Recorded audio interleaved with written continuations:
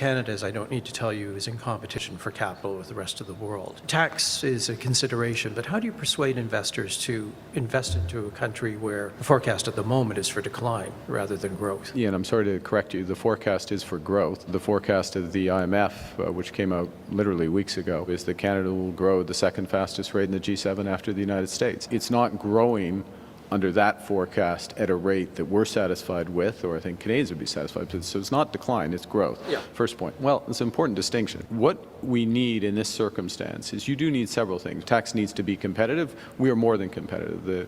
The marginal tax rate, the effective tax rate on new investment in Canada, that rate is much lower. So if you're actually investing in the future, the rate is much lower in Canada than it is in the United States. And in this budget, we made it lower still. And you need a country that's confident, that knows where it's going. A country that knows it's going to build millions more homes. A country that knows it's going to build community infrastructure from recreation centers in Orleans to new hospitals in Metro Toronto or in Quebec, that is building the kind of energy infrastructure that keeps our emissions down, makes us more competitive, building the infrastructure that unlocks one of the world's great resources of critical minerals and rare earths. In this budget, we're put in place a $2 billion sovereign fund for critical minerals. Let me put that in context since you're the New York Times.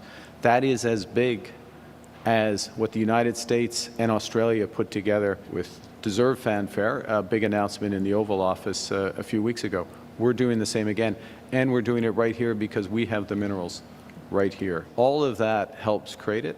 I guess the other point I would say, there is tremendous interest internationally in what's going on in Canada. I was in Asia, major sovereign wealth funds there, major investors are very interested in coming here. Investors in the Gulf, same thing, investors in Europe, investors more broadly. And that's on top of the fact that we have more than $2 trillion of institutional capital in this country, and the pension funds, who make their own decisions on how they're going to invest, but we're creating a better investment environment for them.